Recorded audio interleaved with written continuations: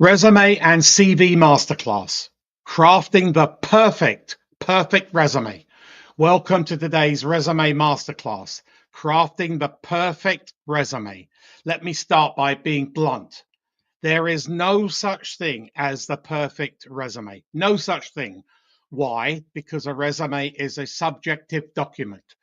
What one hiring manager loves, another might toss aside. Recruiters, HR leaders, hiring managers, they all bring personal preferences and an unconscious bias. Your resume is judged in seconds, split seconds. It's not fair, it's just fact. But what you can do is craft an ATS-friendly, powerful, tailored, and strategically written resume CV that performs well across all humans and technology alike. This is what I will discuss today on episode number 232 of Tuesdays at 2. My name is Martin Buckland. I am a global executive resume and CV writer and a global executive career management practitioner. Let's clarify. A resume is not your autobiography. It's not a job description. It's a marketing document, your most important one. It should sell your value, highlight your career narrative, and make it painfully obvious why you are the best hire. You are the number one candidate. It's all about screening. Most likely your first touch point with a decision maker, or worse, with an ATS, the applicant tracking system. So if your resume, your CV doesn't instantly convey relevance, performance, and potential, you are gone. You are gone as a candidate. There are many assumptions or myths floating around about the resume, the CV. You've probably heard all sorts of resume advice. Stick to one page, load of baloney. Don't use color, load of baloney. Add an objective, never. Avoid personal branding. Yes, you need to encompass personal branding. Here's my take. Most of that advice is outdated. For seasoned professionals, especially at the executive or senior level, a 3-page, let me repeat that, a 3-page resume is the ideal. 3 pages. If you're in the C-suite, vice president, director level, or an aspiring level leader, you've earned that 3 full pages, but you must use every inch, every centimeter wisely. Every word must justify its place. Don't have 2.5 pages or 2 1/3 pages or 2 2/3 pages. You either fill 2 pages if you're more junior, or fill 3 pages if you are a senior executive or aspiring to be a senior executive. So let me walk you through an effective executive level resume structure. Number 1, the header. Name, your location, your phone number, your email, your customized LinkedIn. Let me just repeat that, your customized LinkedIn address.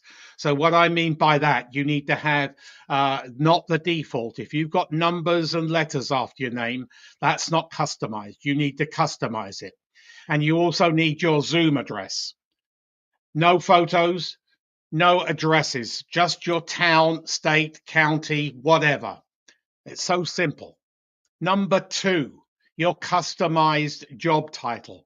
Directly under the contact info, mirror the job title from the application, word for word, character for character. Number 3, your 4 to 6 line soft skill summary. Describe your leadership style, your communication style. What are you known for business-wise? And then pick a single bold word, a resonating word to describe yourself, one that you are ready to defend.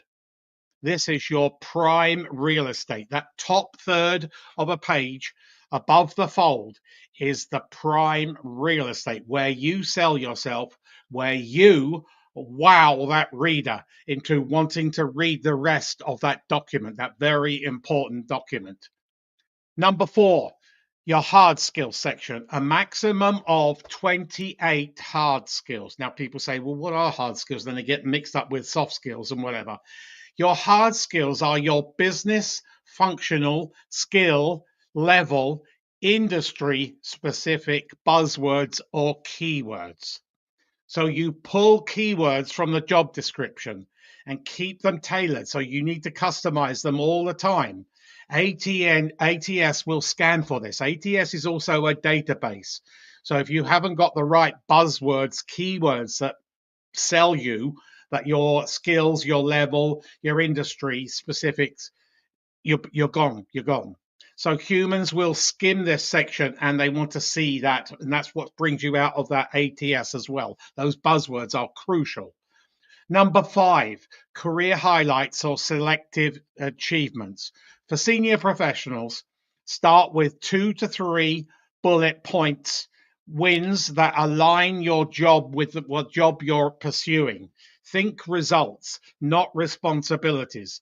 The more metrics, whether they be dollar value, euro value, pound value, Swiss franc value, and percentiles, the better it's going to be. You need to have as many metrics as you can get in these accomplishments. Number 6, your professional experience in reverse chronological. Your job title, your employer, their location, and the dates. Keep it to years. Then the star stories: situation, task, action, result. I don't call myself a resume or a CV writer anymore. I call myself a storyteller. So I tell stories based on my clients' accomplishments or their projects. You are going to be hired, let's face it, you are going to be hired for your accomplishments, for your projects, not for your responsibilities. Everybody knows what a CFO does. Everybody knows what a vice president of finance does.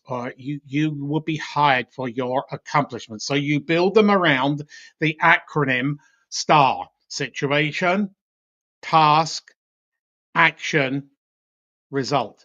The more metrics, the better. As I say, they're not interested in your responsibilities except for these: the number of direct and indirect reports, your CapEx budget, your OpEx budget, and your P&L. Number 7, your credentials, your degrees, your certifications, your training. Add dates only if they're recent or relevant. And number 8, the ancillary stuff that comes at the end of the resume, like board appointments, publications, technical skills, affiliations, etc. Only include what's relevant or add to your value story. This part often gets overlooked. Your language, you need to put your languages quite clear up the top on the first page, whether you can speak them fluently, advanced, or intermediate. Basic, they're not interested in. So think about your languages, because as the world gets smaller, your languages is very, very important. So you need to get rid of those generic phrases. Responsible for. I haven't written the word responsible for probably for 15 years. Duties included, the same. Start bullets with strong, resonating, powerful, memorable action verbs: accelerated, orchestrated, transformed, negotiated, revitalized, delivered, resurrected, impacted, catapulted. And avoid the passive voice and quantify wherever possible. So examples that are weak: increased revenue by 6.2 million in 18 months. Yeah, it's great that you achieved that 6.2 million in 18 months, but how did you go about that? Where's the story? The situation, task, action, result. So led cross-functional team to launch ERP system. Yeah, big deal. So powerful, igniting words that create that wow factor based on the star. You need to create that enticement. So how about this? Created marketing, product brochures, training and sales materials. Conducted market research, identified main applications for new product and target audiences. Launched new product with innovative go-to-market strategy, incorporating new channel partner communications and easy-to-order bundles per EMI debugging applications. Propelled sales 137%, captured a 36% profit margin with current sales stemming from channel partners reaching out to new customers. Now, does that star story entice you? This is your proof. This is your story. This is your impact. Now let's talk tech. The ATS applicant tracking system is the resume, the CV gatekeeper. One character, one line, one bullet wrong, and you are gone, even though you may be the perfect candidate. I have seen hundreds of people counted out of jobs where they have 120, 140% of the skills and all the attributes and everything, but they are eliminated simply because their resume, their CV, doesn't go through that very sophisticated ATS scanning application. How sad is that? And they've been in career transition for months and months and months just because they didn't have the right resume format and they weren't selling themselves. Because when you go into a job search, you are a salesperson. You have nothing to do with finance, nothing to do with supply chain. You are selling yourself. You are a product. So even the most brilliant resumes won't make it if it can't be passed by that ATS system. So here's what to avoid. Zero graphics, no graphics, zero text boxes, zero shading, no shading at all, no fancy fonts, no headers or footers for the contact info, uncommon section titles like what I bring instead of the professional experience. So use simple formatting, clear section headers, and standard fonts like Arial, Calibri, Helvetica. Never use Times New Roman. Never use Times New Roman. Keep it clean. Keep it readable. Use Microsoft Word or PDF if the system allows PDF. I would suggest you use Microsoft Word all the time. ATS doesn't care about being clever or a pretty fancy design. We're not in the business of having a pretty document. We're in the business of having a facts-based document that will get you the interview. It cares only about keywords, the format and the structure. Only about keywords, the format and the structure. So here is the mistake that derails even smart professionals using the same resume for every job. That is terrible. One size fits all resumes don't work. You have to customize it. Customize it for each application. Each application. That means tailor the job title. So put that job title character for character at the top beneath the contact info. Mirror the top 4 or top 5 hard skills from the job description beneath that job title, and then sprinkle soft skills from the job advert into the 4 to 6 line block margin to margin soft skill summary, and then reorder the bullet points to match those accomplishment bullet points, those 2 or 3 to make to the job that you're looking for. So you need to spend about 15 to 20 minutes tailoring each resume. It's worth it. This is about alignment and about relevance and about you getting the interview. Nothing else. You getting the interview. Before sending your resume anywhere, apply this checklist. Think about it. Is it 100% free of spelling and grammar errors? Today, just today, I have looked at 4 resumes for resume critiques, and I pointed out numerous spelling and grammar issues and many on their LinkedIn profiles. So make sure that you spell 100%, no spelling, grammar errors. Is it aligned to the job posting?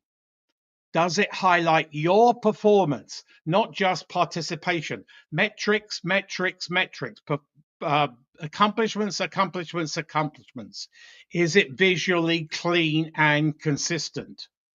Here's a question you also need to ask yourself. Would you hire yourself based on your resume, your CV? If in doubt, get some professional help. You only have one chance to make that first impression. One chance. Your resume is your opening handshake. It needs to be firm, confident, and memorable. You need to create that wow factor. So back to the original question. Can you craft the perfect resume? No, but you can craft the right resume for the right job. That's your goal. Clarity, confidence, and customization. Build your brand. You are a brand. Everybody watching today is a brand. You are selling that brand. Sell your value.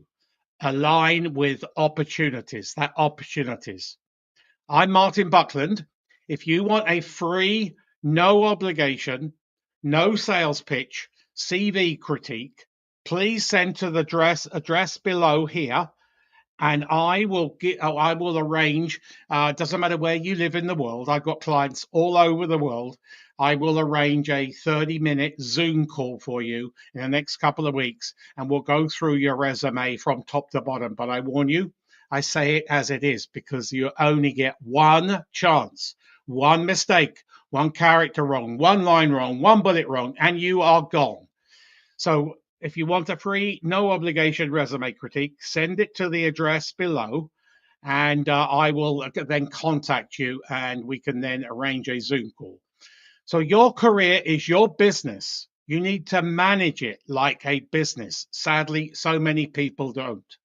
So for more insights on resume writing, personal branding, executive career management, please visit my YouTube channel, Martin Buckland, and press the subscribe button and the bell button to get notified of upcoming videos. So I think we may have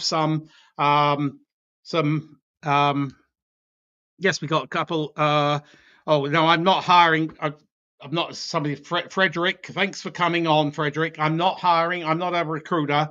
I am a conduit between executive recruiters and candidates or clients. So I work extensively with executive recruiters. But thanks for coming on and making a comment.